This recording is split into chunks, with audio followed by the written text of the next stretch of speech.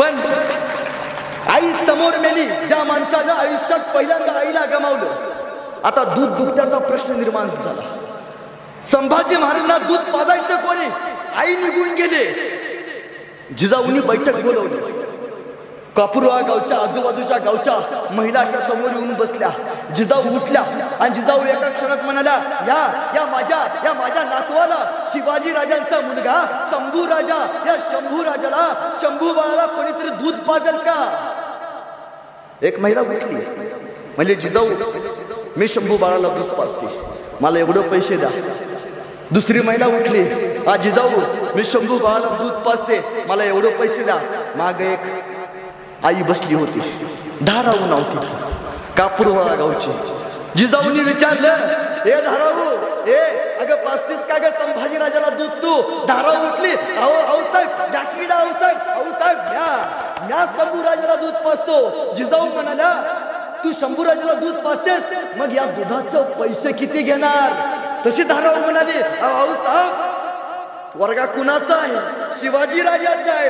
आऊसाहेब ह्या शंभू राजाला दूध पाजले, त्या दुधाचं जर पैसे घेतलं, पाना जळल माझं. आऊसाहेब ह्या शिवाजी महाराजांचा पोरगा आपला शंभू बाळ, या शंभू बाळाला 1ही रुपया न घेता दूध पाजेल. आणि इतिहास फुटू लागला.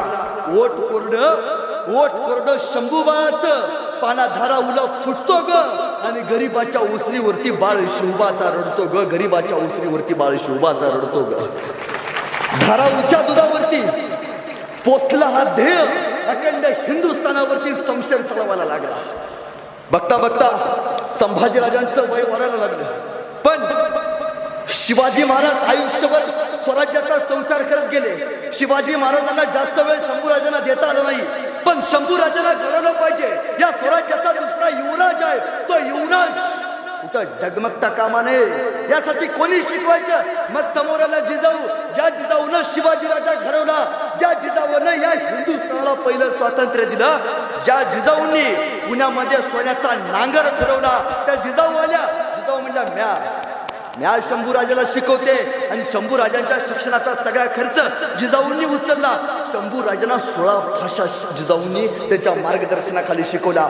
हिब्रू येते, पाली येते, संस्कृत येते, कन्नड येते, मराठी येते, डच येते. तसंच नव्हे, ज्यावेळी राज्याभिषेकासमयी शिवाजी महाराजांचा एक इंग्रज अधिकारी होता, तो इंग्रज अधिकारी असं म्हणतोय की संभाजी महाराजांनी माझ्यासोबत इंग्रजी मधून संवाद साधलाय, म्हणजे संभाजी महाराजांना इंग्रजी भाषा येते.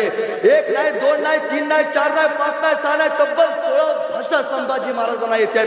16 भाषांचं ज्ञान त्यावेळी संभाजी महाराजांना येत होतं.